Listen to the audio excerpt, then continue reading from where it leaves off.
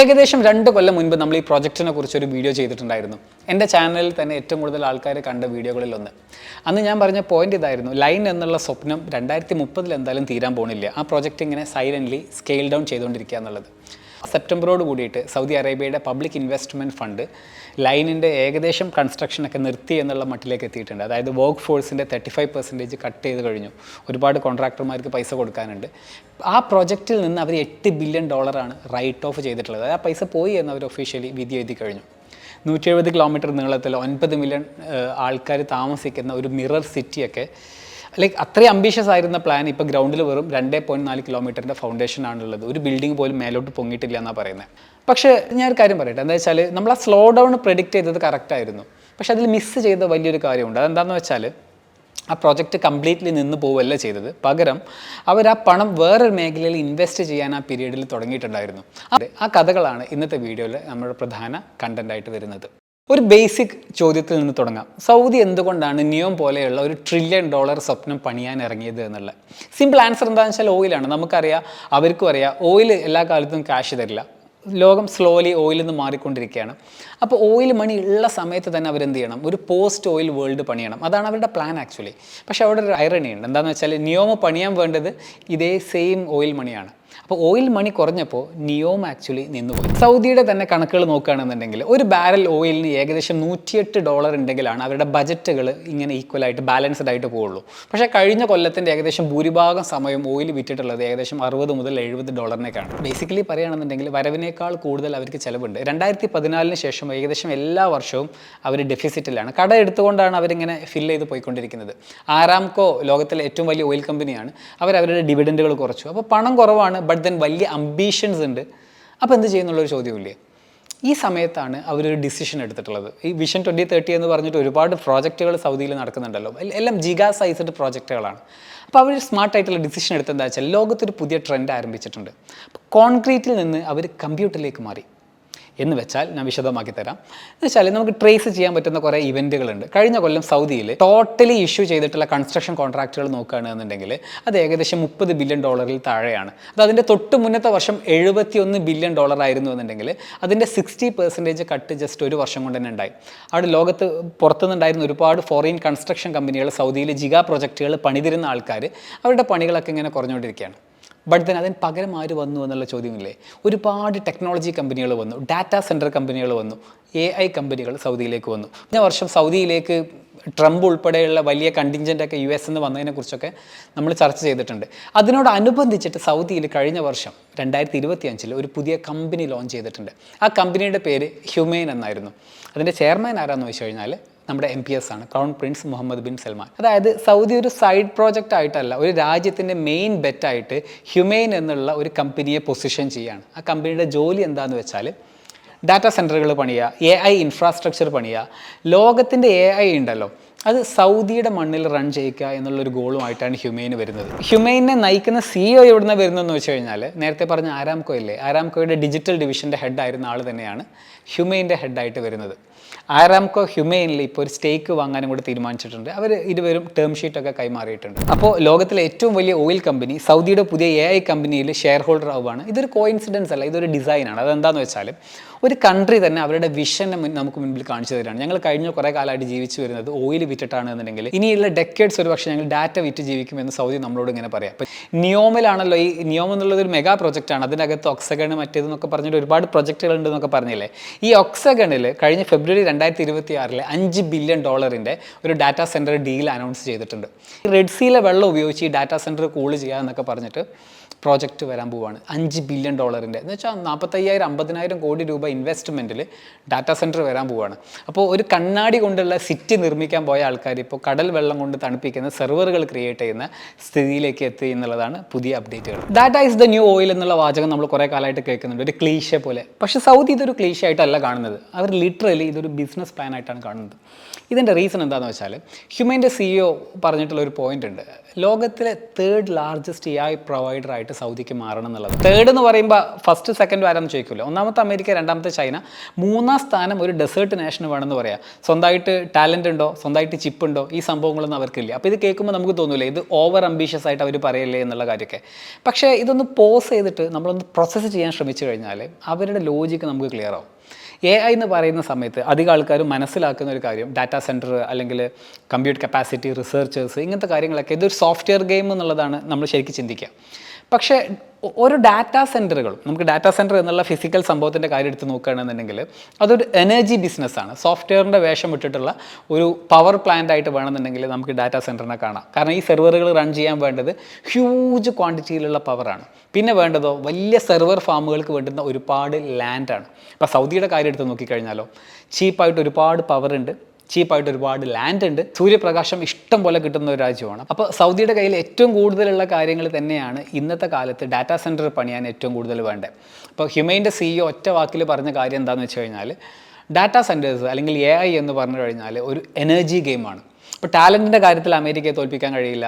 Chip production കപ്പാസിറ്റിയിൽ ഇപ്പോൾ China നന്നായിട്ട് കാര്യം വരുന്നില്ല. അപ്പോൾ ഈ രണ്ട് കാര്യത്തിൽ നോക്കുകയാണെങ്കിൽ എഗെയിൻ ഈ രാജ്യങ്ങളോട്, അമേരിക്കയോടും ചൈനയോടൊന്നും അവർക്ക് കോമ്പീറ്റ് ചെയ്യാൻ കഴിയില്ല. പക്ഷേ ചീപ്പ് പവറാണ് എന്നുണ്ടെങ്കിലും ലാൻഡിൻ്റെ കാര്യത്തിലാണ് എന്നുണ്ടെങ്കിലും ഒരുപാട് ഡെസേർട്ടൊക്കെ വെറുതെ കിടക്കുന്ന സൗദിയോട് കോമ്പീറ്റ് ചെയ്യാൻ ഈ രണ്ട് രാജ്യങ്ങൾക്കും കഴിയില്ല. അപ്പോൾ നമ്മൾ ചിന്തിക്കേണ്ടുന്ന ഒരു ഫാക്ടർ എന്താണെന്ന് വെച്ചാൽ 2034 ആകുമ്പോഴേക്കും 6 GW ഡാറ്റാ സെൻറ്റർ കപ്പാസിറ്റിയാണ് സൗദി ബിൽഡ് ചെയ്യാൻ പോകുന്നത്. 6 GW എന്നൊക്കെ പറഞ്ഞു കഴിഞ്ഞാൽ ഒരു രാജ്യത്തിന് മുഴുവനായിട്ട് വേണ്ടത്, ഇന്ത്യ പോലത്തെ വലിയ രാജ്യത്തിൻ്റെ കാര്യമല്ല, ഒരു ചെറുകിട ഒരു അത്യാവശ്യ റേഞ്ചിലുള്ള ഒരു രാജ്യത്തിന് മൊത്തം വേണ്ടുന്ന പവറാണ് ഒരു ഡാറ്റാ സെൻറ്ററിന് വേണ്ടി മാത്രമായിട്ട് അല്ലെങ്കിൽ അതിൻ്റെ സെർവേഴ്സിന് വേണ്ടി മാത്രമായിട്ട് ഉപയോഗിക്കുന്നത്. അപ്പോൾ ഇത് വെറുതെ പ്ലാൻ മാത്രമല്ല. സൗദിയിൽ ഓൾറെഡി ഒരുപാട് ഡാറ്റാ സെൻറ്റേഴ്സ് വന്നു കഴിഞ്ഞു. ഇതെല്ലാം ബുക്ക്ഡ് ഔട്ടാണ്. ഒരു empty റാക്ക് പോലും ഇല്ല എന്നാണ് പറയുന്നത്. AI സർവീസുകൾ, സൗദിയിൽ നിന്നുള്ള ഡാറ്റാ സർവീസുകൾ 130-ലധികം രാജ്യങ്ങളിലുള്ള ആൾക്കാർ ഇതിനകം ഉപയോഗിക്കുന്നുണ്ട്. അപ്പോൾ ഒരുപാട് പൈസ അങ്ങോട്ട് ഒഴുകുന്നുണ്ട്. NVIDIA, AMD, ആമസോൺ എല്ലാവരുമായിട്ട് അവർക്ക് ഡീലുകളുണ്ട്. വാൾ സ്ട്രീറ്റിൽ തന്നെ ഇപ്പോൾ നമുക്കറിയാം, ബ്ലാക്ക് സ്റ്റോണിൻ്റെ ഒക്കെ പേരറിയാം. ഡാറ്റാ സെൻറ്റേഴ്സ് പണിയാൻ വേണ്ടിയിട്ട് $3 ബില്യൺ കരാർ അവർ സൗദിയിൽ സൈൻ ചെയ്തിട്ടുണ്ട്. അപ്പോൾ ഇതിപ്പം നടന്നുകൊണ്ടിരിക്കുന്ന ഒരു ഗെയിമാണ്. അപ്പോൾ നമ്മൾ അധികം ആൾക്കാർക്കും അറിയുന്നത് വലിയ കൺസ്ട്രക്ഷനും ബിൽഡിങ്ങുകളൊക്കെ വരുന്ന സമയത്ത് നമുക്ക് മനസ്സിലാവും ഷോപ്പിംഗ് മാൾ, താമസിക്കാൻ ബിൽഡിംഗ് എന്നൊക്കെ പറഞ്ഞു കഴിഞ്ഞാൽ. പക്ഷേ ഭൂരിപക്ഷം ആൾക്കാർക്ക് ഈ ഡാറ്റാ സെൻറ്റർ ഗെയിമിൻ്റെ ഒരു റിയൽ പിക്ചർ അറിയുന്നുണ്ടാവില്ല. അപ്പോൾ നിയോമിൽ ശരിക്കും നടന്നത് എന്താണെന്ന് വെച്ച് കഴിഞ്ഞാൽ ഒരു യൂ ടേൺ ആണ്, അല്ലെങ്കിൽ ഒരു പിവറ്റാണ്. എന്താണെന്ന് വെച്ചാൽ ആൾക്കാർക്ക് താമസിക്കാനുള്ള കോൺക്രീറ്റ് ബിൽഡിങ്ങുകൾ പണിയുന്നതിൻ്റെ അപ്പുറത്തേക്ക് ലോകത്തിൻ്റെ തലച്ചോറ് എന്ന് വെച്ചാൽ AIയെ സംബന്ധിച്ചിടത്തോളം കമ്പ്യൂട്ടിംഗ് പവറാണ്, അല്ലാതെ അതിന് സ്വന്തമായിട്ട് ബുദ്ധിയൊന്നുമില്ല എന്നുള്ള കാര്യം നമ്മൾ പലപ്പോഴായിട്ട് പറഞ്ഞു കഴിഞ്ഞിട്ടുണ്ട്. അപ്പോൾ നിയോമിൻ്റെ മണ്ണിൽ അവർ ഈ കമ്പ്യൂട്ടിങ്ങിന് വേണ്ടുന്ന ഒരു ഇടം ഒരുക്കുക എന്നുള്ളതാണ്. പക്ഷേ ഇവിടെ ചെറിയൊരു കാര്യം കൂടി ഞാൻ പറഞ്ഞു വെക്കാം. നമ്മളിപ്പോൾ ഈ യുദ്ധമൊക്കെ നടക്കുന്ന സമയത്ത് അമേരിക്ക എടുത്തങ്ങോട്ട് പുറത്തിട്ടാൽ പോരെ എന്നൊക്കെയുള്ള രീതിയിൽ ഒരുപാട് ചോദ്യങ്ങളൊക്കെ സാധാരണക്കാരുടെ മനസ്സിൽ വരാറില്ലേ. ഏകദേശം 2 യുദ്ധം നടന്നിട്ടുണ്ട്. ഇപ്പോൾ കഴിഞ്ഞ വർഷം ഒരു 12 ദിവസം നീണ്ടു നിന്ന യുദ്ധം ഉണ്ടായിട്ടുണ്ട്. പിന്നീട് ഇപ്പോൾ ഏകദേശം 2-2.5 മാസമായിട്ട് നിന്നില്ലെന്നൊന്നും ഇപ്പോഴും ഉറപ്പ് പറയാൻ പറ്റാത്ത രീതിയിലുള്ള ഒരു യുദ്ധമുണ്ട്. ആദ്യത്തേത് കാര്യമായ ഇമ്പാക്റ്റ് ക്രിയേറ്റ് ചെയ്തിട്ടില്ല, ബട്ട് ഇതിനൊരു ഭീഷണി പോലെയാണ് എന്നുണ്ടെങ്കിൽ ഇത്തവണ സ്ട്രൈറ്റ് ഓഫ് ഹോർമുസ് ക്ലോസ് ചെയ്തതോട് കൂടിയിട്ട് ലോകം തന്നെ ഏകദേശം നിശ്ചലമായി എന്ന് വേണമെങ്കിൽ പറയാം. കാരണം ലോകത്തിൻ്റെ ഒരു 20% ഓയിൽ റിക്വയർമെൻറ്റുകൾ കടന്നു പോകുന്ന ഒരു കടലിടനാഴിയാണ്. അവിടെ മിസൈൽ വീണപ്പോൾ എന്തായി, ഓയിലിൻ്റെ പ്രൈസ് കുതിച്ചുയർന്നു. ബാരലിന് $100 മുകളിൽ പോയി, $114 ആ റേഞ്ചിലൊക്കെ വിറ്റിട്ടുണ്ട്. അപ്പോൾ ഈ യുദ്ധം തുടങ്ങിയതിന് ശേഷം ഏകദേശം 100-140 കപ്പലുകളൊക്കെ ഒരു ദിവസം പോകുന്ന ആ വഴിയിലൂടെ ഇപ്പോൾ വെറും 6-5 കപ്പലുകളൊക്കെയാണ് ഒരു ദിവസം പോകുന്നതെന്നാണ് പറയുന്നത്. പക്ഷേ സൗദിക്ക് വേറൊരു സംഭവമുണ്ട്. പൈപ്പ് ലൈനുകൾ വഴി സൗദിയുടെ ഈ ദമാം, ജുബൈൽ ആ റീജിയനിൽ നിന്നൊക്കെ വേണമെന്നുണ്ടെങ്കിൽ അവർക്ക് എന്ത് ചെയ്യാൻ പറ്റും, ഓയിലിനെ ജിദ്ദ ഭാഗത്തേക്ക് എത്തിച്ചിട്ട് അതിലൂടെ അവർക്ക് സ്ട്രൈറ്റ് ഓഫ് ഹോർമുസ് കടക്കാതെ എണ്ണ പുറത്തേക്ക് വിടാനുള്ള സാഹചര്യമുണ്ട്. അപ്പോൾ അവർക്ക് കൂടിയ വിലയിൽ വിൽക്കാൻ പറ്റുന്നുണ്ട്. ഇപ്പോൾ ഞാൻ റീസെൻ്റ്ലി ഒരു വാർത്ത വായിക്കുകയുണ്ടായി, അരാംകോക്ക് $30 ബില്യൺ 2026 ഫസ്റ്റ് ക്വാർട്ടറിലെ പ്രോഫിറ്റ് എന്ന് പറയുന്നുണ്ട്. അപ്പോൾ അരാംകോൻ്റെ ലാഭമൊക്കെ മെച്ചപ്പെട്ടിട്ടുണ്ട്. കാരണം കഴിഞ്ഞ വർഷം $60, $70 ബാരലിന് വിറ്റിരുന്ന എണ്ണ ഇപ്പോൾ അവർ 114 വിൽക്കുന്നത്. സ്റ്റിൽ സ്ട്രൈറ്റ് ഓഫ് ഹോർമുസ് വഴിയുള്ള ലോസ് അവർക്ക് ഉണ്ട് കേട്ടോ. അപ്പോൾ ഇവിടെ നോക്കേണ്ടത് എന്താ വെച്ചാൽ ഓയിലിൻ്റെ വില കൂടിയ കാരണം സൗദി ഇനി വീണ്ടും അവരുടെ പഴയ പ്ലാനൊക്കെ ഓണാക്കുമെന്ന് ചോദിച്ചു കഴിഞ്ഞാൽ അല്ല. സൗദി ഡാറ്റാ സെൻറ്റർ പ്ലാനിൽ കൂടുതൽ ഡബിൾ ഡൗൺ ചെയ്യാണ് എന്നുള്ളത് നമുക്ക് മനസ്സിലാക്കാൻ പറ്റും. കാരണം എന്താ വെച്ചാൽ ഓയിലിൻ്റെ ഇപ്പോൾ കൂടിയ വില എന്ന് പറയുന്നത് ഓയിലിൻ്റെ പ്രൈസ് എന്നേക്കുമായിട്ട് റീകവറി നടന്നതല്ല. പകരം എന്താണെന്ന് വെച്ചാൽ ഓയിലിന് പനിച്ചതാണെന്ന് വേണമെങ്കിൽ പറയാം. റീസൺ പെട്ടെന്ന് ഇൻ്റർനാഷണൽ ഡിമാൻഡ് ഒന്നും കൂടിയതല്ല, ഒരു ആർട്ടിഫിഷ്യൽ ഡിമാൻഡ് ക്രിയേറ്റ് ചെയ്യപ്പെട്ടതാണ്. എന്ന് വെച്ചാൽ സ്ട്രൈറ്റ് ഓഫ് ഹോർമുസ് വഴിയുള്ള യാത്രാ നീക്കം കുറഞ്ഞതുകൊണ്ടാണ്. അപ്പോൾ ഇതിനിടക്കാണ് ഇപ്പോൾ UAE ഇനി ഒപെക് എന്ന് പിൻവാങ്ങുന്നു എന്ന് പറയുമ്പോൾ അതിൻ്റെ റിസ്ക്കുകൾ വേറൊരു ഭാഗത്തുണ്ട്. കാരണം UAEക്ക് തോന്നിയ പോലെ പ്രൊഡ്യൂസ് ചെയ്തിട്ട് അവർ മാർക്കറ്റിൽ സാധനം വിൽക്കുകയാണെന്നുണ്ടെങ്കിൽ ഇൻ്റർനാഷണൽ മാർക്കറ്റിൽ ഓയിലിൻ്റെ വില വീണ്ടും കുറയും. അപ്പോൾ താൽക്കാലികമായിട്ടുണ്ടാവുന്ന പ്രൈസ് റൈസ് എല്ലാ കാലത്തും ഡിപ്പെൻഡ് ചെയ്യാൻ പറ്റില്ല. അപ്പോൾ ശരിക്കും സൗദിയുടെ ഡ്രീം എന്താണെന്ന് ചോദിച്ചു കഴിഞ്ഞാൽ ഓയിൽ വഴി ഇപ്പോൾ കിട്ടിക്കൊണ്ടിരിക്കുന്ന റവന്യൂ അത് എത്ര കൂടുന്നുണ്ടോ അത്രയും അത് വാങ്ങി വെക്കുക. എന്നിട്ട് ഭാവിയിൽ ലോകത്തിൽ AI ഫിസിക്കലി റിസൈഡ് ചെയ്യുന്ന സ്ഥലങ്ങളിൽ 3-4 സ്ഥലങ്ങളിൽ ഒന്നായിട്ട് മാറുക എന്നുള്ളതാണ് സൗദിയുടെ പ്ലാനായിട്ട് വരുന്നത്. ഇപ്പോൾ ചൈന ഡൊമിനേറ്റഡ് AI ഉണ്ട്, അമേരിക്ക ഡൊമിനേറ്റഡ് AI ഉണ്ട്. ഇതിന് രണ്ടിനും ഇടയിലുള്ള ഒരു ന്യൂട്രൽ ഹബ്ബായിട്ട് മാറുക. കാരണം ലോകത്ത് ഒരുപാട് സ്ഥലങ്ങളിലൊന്നും ഇതുപോലെയുള്ള AIക്ക് വസിക്കാൻ പറ്റുന്ന സ്ഥലങ്ങൾ നിലവിൽ ക്രിയേറ്റ് ചെയ്യാൻ കഴിയില്ല എന്നുള്ളതാണ് റിയാലിറ്റി. ഈ പറഞ്ഞ എക്സാക്റ്റ് ലിമിറ്റേഷൻസ് തന്നെ. ഇപ്പം മുൻപ് ഇങ്ങനെ ഒരു വാർത്ത കാണുകയുണ്ടായി. നിലവിൽ ഈ ഡാറ്റാ സെൻറ്റർ എന്ന് കേൾക്കുമ്പോൾ NVIDIAയുടെ ഷെയർ കയറുന്നതും ചിപ്പുകൾ ആ കമ്പനികളുടെ ഷെയർ കയറുന്നതൊക്കെയാണ് ജനറലി എല്ലാവരുടെയും ശ്രദ്ധയിൽ വരിക. പക്ഷേ ഇതിനൊപ്പം തന്നെ ഈ ഡാറ്റാ സെൻറ്ററുകൾ ക്രിയേറ്റ് ചെയ്യാൻ ആവശ്യമായിട്ടുള്ള റാക്കുകൾ ഉണ്ടാക്കുന്ന, പവർ പ്രൊഡ്യൂസ് ചെയ്യുന്ന ജനറേറ്ററുകളുടെ, അതുപോലെ AC-യുടെ, എയർ കണ്ടീഷനിങ്ങിൻ്റെ, ഇങ്ങനെ ഒരുപാട് റിക്വയർമെൻറ്റുകൾ പാരലലി സ്കൈ റോക്കറ്റ് ചെയ്യുന്നുണ്ട്. ജനറേറ്ററുകൾക്കൊക്കെ 5 കൊല്ലം മുതൽ 8 കൊല്ലമൊക്കെ വെയിറ്റിംഗ് ആണെന്നൊക്കെ പറയുന്നുണ്ട്. അപ്പോൾ പെട്ടെന്ന് തന്നെ ഇപ്പോൾ ഒരു കപ്പാസിറ്റിയിൽ കോമ്പീറ്റ് ചെയ്യണമെന്ന് കമ്പനികൾ ആഗ്രഹിച്ചാൽ പോലും അവർക്ക് ഈ പവർ ഒന്നും പ്രൊഡ്യൂസ് ചെയ്യാൻ കഴിയുന്ന സാഹചര്യങ്ങൾ പെട്ടെന്ന് ഒരുക്കാൻ കഴിയില്ല. ഇപ്പോൾ അമേരിക്കയുടെ ടോട്ടൽ ഡൊമസ്റ്റിക് ഇലക്ട്രിസിറ്റി കൺസംഷൻ്റെ വലിയൊരു ശതമാനവും ഇപ്പോൾ ഡാറ്റാ സെൻറ്ററുകളാണ് എടുത്തുകൊണ്ടിരിക്കുന്നത്. അതുകൊണ്ട് തന്നെ അമേരിക്കയിൽ ഇതിനെതിരെ വലിയ പ്രക്ഷോഭങ്ങളൊക്കെ ഉണ്ടാകുന്നതെന്ന് പറയുന്നുണ്ട്. അപ്പോൾ ഇവിടെയൊക്കെ ഈ ഒരു പിവറ്റിങ് അമേരിക്കൻ കമ്പനികൾക്ക് ആവശ്യമാണ്. അതുപോലെ തന്നെ ലോകത്ത് ഇതിനെ ഡിപ്പെൻഡ് ചെയ്യുന്ന മറ്റുള്ള രാജ്യങ്ങൾക്കൊക്കെ ആവശ്യമാണ്. ഇപ്പോൾ ഇന്ത്യയിൽ ഇത് കൊണ്ടുവരാൻ പറ്റുമെന്നുള്ള ഡിസ്കഷൻ നടക്കുന്നുണ്ടല്ലോ. കഴിഞ്ഞ AI സമ്മിറ്റിൽ അംബാനിയും അഡാനിയും ഒക്കെ ഏകദേശം $200 ബില്യൺ ഡാറ്റാ സെൻറ്റർ പ്രോജക്റ്റുകൾ ഇന്ത്യയിൽ കൊണ്ടുവരാൻ പോകുക എന്നുള്ളതിനെക്കുറിച്ച് പറഞ്ഞിട്ടുണ്ടായിരുന്നു. പാരലലി വന്ന ഡിസ്കഷൻ എന്താ വെച്ചാൽ ഇന്ത്യക്ക് സർപ്ലസ് പവർ ഇല്ല, ഇന്ത്യക്ക് സർപ്ലസ് വാട്ടർ ഇല്ല, അങ്ങനെയാണെങ്കിൽ എങ്ങനെ ഇത് ഇന്ത്യയിൽ പ്രായോഗികമാവുക എന്നുള്ളൊരു ചോദ്യം വരുന്നുണ്ടായിരുന്നു. അപ്പോൾ ഇതൊക്കെ ശരിക്കും സൗദിയുടെ പ്രോസ്പെക്ട്സിനെ മുന്നോട്ട് വെക്കുന്നുണ്ട് എന്നുള്ളതാണ് റിയാലിറ്റി. അപ്പോൾ ഇതൊക്കെ ഇൻ ജനറൽ നമ്മൾ മനസ്സിലാക്കേണ്ടത് എന്താണെന്നറിയോ, AI ഒരു വളരെ റെവല്യൂഷണറി ടെക്നോളജി ആയിട്ട് വന്നുകൊണ്ടിരിക്കുന്നുണ്ട്. ഇപ്പോൾ കേരളത്തിൽ അതിന് സ്വന്തമായിട്ട് വകുപ്പ് വന്നു, അതിനെക്കുറിച്ച് നമ്മൾ മുൻപ് സംസാരിച്ച് കഴിഞ്ഞിട്ടുണ്ട്. നിങ്ങൾ ഇതിനെ നെഗ്ലക്റ്റ് ചെയ്യാതിരിക്കുക. അപ്പോൾ ഇതിലൊക്കെ സീരിയസ് ആയിട്ട് സ്കില്ലുകൾ അക്വയർ ചെയ്യാൻ ശ്രമിക്കുക. എല്ലാവർക്കും ഇത് വന്നു കഴിഞ്ഞാൽ, എല്ലാവർക്കും ഇത് ഉപയോഗിക്കാൻ കഴിയുന്ന ഒരു കാലം വന്നു കഴിഞ്ഞാൽ ഇതിൽ ഓപ്പർച്യൂണിറ്റി ഉണ്ടാവില്ല. ഫസ്റ്റ് മൂവർ അഡ്വാൻറ്റേജ് ഉണ്ട്. അപ്പോൾ പ്രായോഗികമായിട്ട് AI നിങ്ങളുടെയൊക്കെ ബിസിനസ്സിലും ജോലിയിലൊക്കെ ഉപയോഗിക്കാൻ പഠിക്കുക എന്നുള്ളത് ഇന്നത്തെ കാലത്ത് ഒരു എക്സെപ്ഷണൽ കോമ്പറ്റേറ്റീവ് എഡ്ജാണ്. സ്വയം പഠിക്കാൻ കഴിയുന്ന കാര്യം തന്നെ ഉള്ളൂ. ബട്ട് ദെൻ ഒരു സ്ട്രക്ചേർഡ് സിലബസിൽ മെൻറ്റേഴ്സിൻ്റെ സഹായത്തോട് കൂടിയിട്ട് അപ്ലൈഡ് ആയിട്ട് നിങ്ങൾക്ക് പഠിക്കണമെന്നുണ്ടെങ്കിൽ IIT മദ്രാസിൻ്റെ സർട്ടിഫിക്കേഷനോട് കൂടിയിട്ടുള്ള ഒരു സ്ട്രക്ചേർഡ് പ്രോഗ്രാം ഇഡാപ്റ്റ് ഓഫർ ചെയ്യുന്നുണ്ട് നമ്മുടെ കമ്പനിയാണ്. അപ്പോൾ അതിൻ്റെ പ്രോഗ്രാം നിങ്ങൾക്ക് ആഗ്രഹമുണ്ട് എന്നുണ്ടെങ്കിൽ, അല്ലെങ്കിൽ അത് ഡീറ്റെയിൽസ് അറിയാൻ ആഗ്രഹമുണ്ടെങ്കിൽ ഈ വീഡിയോൻ്റെ ഡിസ്ക്രിപ്ഷനിൽ അതിൻ്റെ ഫർദർ ഡീറ്റെയിൽസ് ഉണ്ട്. താല്പര്യമുള്ളവർക്ക് ചെക്ക് ചെയ്ത് നോക്കാം. Coming back to the topic.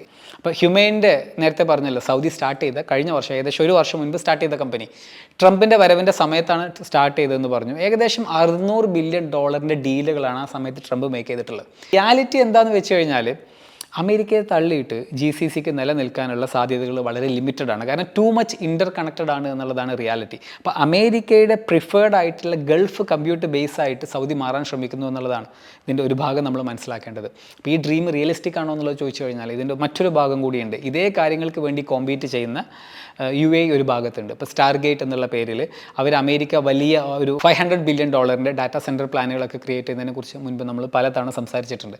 അതിൻ്റെ അമേരിക്കയ്ക്ക് പുറത്തുള്ള ഏറ്റവും വലിയ ഡാറ്റാ സെൻറ്റർ കപ്പാസിറ്റി വരുന്നത് അബുദാബിയിലാണ്. അപ്പോൾ അവിടെ റീജിയണലി ഉള്ള കോമ്പറ്റീഷനും ഇതിൻ്റെ കൂടെ നമ്മൾ ചേർത്ത് വായിക്കേണ്ടതുണ്ട്. ബട്ട് ദെൻ ഡിമാൻഡ് അത്രയും ബിഗ് ആണെന്നാണ് പറയുന്നത്. അതായത് ഇത്രയൊക്കെ ഫെസിലിറ്റികൾ വന്നാൽ പോലും ഇവിടെ ഇത് ഓവർ സപ്ലൈ വരുന്ന ഒരു പ്രശ്നം വരുന്നില്ല. ഡിമാൻഡ് അത്രയും റിയൽ ആണ്. അവർക്ക് ക്രിയേറ്റ് ചെയ്യുന്നതും ഇനി ഭാവിയിൽ ക്രിയേറ്റ് ചെയ്യാൻ പോകുന്ന ഡാറ്റാ സെൻറ്റർ കപ്പാസിറ്റികൾ വരെ ഓൾറെഡി ബുക്ക്ഡ് ഔട്ട് ആണെന്ന് പറയുന്നുണ്ട്. ഇപ്പോൾ മുൻപ് നമ്മളൊരു കാര്യം പറഞ്ഞിട്ടുണ്ടായിരുന്നില്ലേ, കൊളോസസ് എന്നുള്ള പേരിൽ ഗ്രോക്ക് ട്രെയിൻ ചെയ്യാൻ വേണ്ടിയിട്ട് ഇലോൺ മസ്ക് ഉണ്ടാക്കിയ കമ്പ്യൂട്ടിംഗ് കപ്പാസിറ്റി ക്ലോഡിന് അവരുടെ കമ്പ്യൂട്ടിംഗ് കപ്പാസിറ്റി തികയാതെ വന്ന സമയത്ത് മാസത്തിൽ 12,000 കോടി രൂപ മസ്കിന് കൊടുത്തിട്ട് ക്ലോഡ് ഇപ്പോൾ ഉപയോഗിക്കുന്നുണ്ട്. ഇപ്പോൾ ക്ലോഡ് ഭയങ്കര വൈറലായി വന്നുകൊണ്ടിരിക്കുകയാണല്ലോ. മാസം $10 ബില്യൺ റവന്യൂ ഉള്ള ഒരു പക്ഷേ AI കമ്പനികളിൽ ഫസ്റ്റ് തന്നെ പ്രോഫിറ്റബിലിറ്റി കാണിക്കാൻ പോകുന്ന കമ്പനി ക്ലോഡാന്ന് പറയുന്നുണ്ട്. ഓപ്പൺ AIയുമായിട്ട് കമ്പയർ ചെയ്യുമ്പോൾ 5 വർഷം യങ്ങർ കമ്പനിയാണ് ക്ലോഡ്. പക്ഷേ ഇപ്പോൾ നിയർലി $1 ട്രില്യൺ വാല്യുവേഷനുള്ള AI കമ്പനിയും കൂടി ആയിട്ട് ക്ലോഡ് മാറിയിട്ടുണ്ട്. ആ ഭാഗത്ത് ഇത് നമ്മൾ വേറെ തന്നെ ടോപ്പിക്കാണ്. ബട്ട് ദെൻ വളരെ എക്സൈറ്റിംഗ് ആയിട്ടുള്ള കുറേ കാര്യങ്ങൾ ആ ഭാഗത്ത് നടക്കുന്നുണ്ട്. ദെൻ നമ്മൾ തിരിച്ചു വരുമ്പോൾ മനസ്സിലാക്കേണ്ട എന്താണെന്ന് വെച്ചാൽ ഡാറ്റാ സെൻറ്റർ ഗെയിം ഇന്ന് വളരെ പ്രോമിസിംഗ് ആയിട്ടുള്ള ഒരു ഇൻഫ്ര ഇൻഫ്രാസ്ട്രക്ചർ ഗെയിമാണ്. AI എന്ന് പറയുന്ന സമയത്ത് എല്ലാവരും സോഫ്റ്റ്വെയർ എന്ന് കേൾക്കുന്നുണ്ട് എന്നുണ്ടെങ്കിലും ശരിക്ക് ഹ്യൂജ് ഫിസിക്കലി റിസോഴ്സസ് ആവശ്യമുള്ള ഒരു കാര്യമാണ് ഡാറ്റാ സെൻറ്റർ എന്ന് പറയുന്നത്. അപ്പോൾ സൗദി അറേബ്യ കഴിഞ്ഞ കുറേ കാലങ്ങളായിട്ട് അവരുടെ റവന്യൂ ഡൈവേഴ്സിഫൈ ചെയ്യാൻ ശ്രമിക്കുന്നുണ്ട്. വിഷൻ 2030 എന്ന് പറഞ്ഞിട്ടുള്ള പ്രോജക്റ്റും അതിന് വേണ്ടിയിട്ടാണെന്ന് നിങ്ങൾക്ക് അറിയുന്നുണ്ടാവും. 88% നിയർലി സൗദിയുടെ റവന്യൂ ഡിപ്പെൻഡൻസി 10 വർഷം മുൻപേ സൗദി ഗവൺമെൻറ്റിൻ്റെ കാര്യത്തിൽ ഓയിലായിരുന്നു എന്നുണ്ടെങ്കിൽ അത് ഇപ്പോൾ 2026 സമയം ആകുമ്പോഴേക്കും 63% എന്നുള്ള നിലയിലേക്ക് താഴ്ന്നിട്ടുണ്ട്. അപ്പോൾ ജിഗാവാട്ട് സൈസിലുള്ള സെർവറുകൾ റൺ ചെയ്യാൻ വേണ്ടുന്ന ഇലക്ട്രിസിറ്റി ഇന്ന് ലോകത്ത് സപ്ലൈ ചെയ്യാൻ കഴിയുന്ന ചുരുക്കം ചില രാജ്യങ്ങളേ ഉള്ളൂ. അവിടെ സൗദിക്ക് ഒരു യുണീക്ക് ഓപ്പർച്യൂണിറ്റി ഉണ്ട് എന്ന് മനസ്സിലാക്കിയിട്ട് അവർ ആ മേഖലയിലേക്ക് പിവറ്റ് ചെയ്തു എന്നുള്ളതാണ് ലൈൻ എന്നുള്ള പ്രോജക്റ്റിൻ്റെ നിർത്തിവെക്കലിലോ അല്ലെങ്കിൽ അതിനെ സ്കെയിൽ ഡൗൺ ചെയ്യുന്നതിനോ പിറകിലുള്ള ഒരു ബിഗ്ഗർ സ്റ്റോറി എന്നുള്ളതാണ് നമ്മൾ ഈ വീഡിയോയിൽ പറഞ്ഞു വന്നത്. നേരത്തെ ഞാൻ പറഞ്ഞ കോഴ്സിൻ്റെ ഡീറ്റെയിൽസ് അറിയണമെന്ന് ആഗ്രഹമുള്ള ആൾക്കാർക്ക് വീഡിയോൻ്റെ ഡിസ്ക്രിപ്ഷനിലും അതുപോലെ പിൻ ചെയ്ത് വെച്ചിട്ടുള്ള കമൻറ്റിലും കൂടുതൽ ഡീറ്റെയിൽസ് ഉണ്ട്. സൗദി ഇതുപോലെ ഒരുപാട് വലിയ ഫ്യൂച്ചർ അനൗൺസ്മെൻറ്റുകളൊക്കെ മുൻപ് മേക്ക് ചെയ്തിട്ടുണ്ട്. അപ്പോൾ ഇതൊക്കെ കുറേ കേട്ടതാ എന്ന് ഫീലുള്ള ആൾക്കാരുണ്ടാവും. എഗെയിൻ നിങ്ങളും മനസ്സിലാക്കേണ്ടത് എന്താണെന്ന് വെച്ചാൽ ഇതൊരു പ്രോഗ്രസിങ് സ്റ്റോറിയാണ്, ഇതൊരു എൻഡൊന്നുമല്ല. അപ്പോൾ ഇതിലുള്ള അപ്ഡേറ്റുകൾ നമുക്കിങ്ങനെ വാച്ച് ചെയ്തുകൊണ്ടേയിരിക്കാം. ഒരു ഭീകരമായിട്ടുള്ള അപ്ഡേറ്റ് ഉണ്ടാകുമ്പോൾ നിങ്ങൾ അറിയിക്കേണ്ടതായിട്ടുള്ളത് ഉണ്ടാകുന്ന സമയത്ത് ഞാൻ അതിനെക്കുറിച്ച് അടുത്ത വീഡിയോ ചെയ്യാം.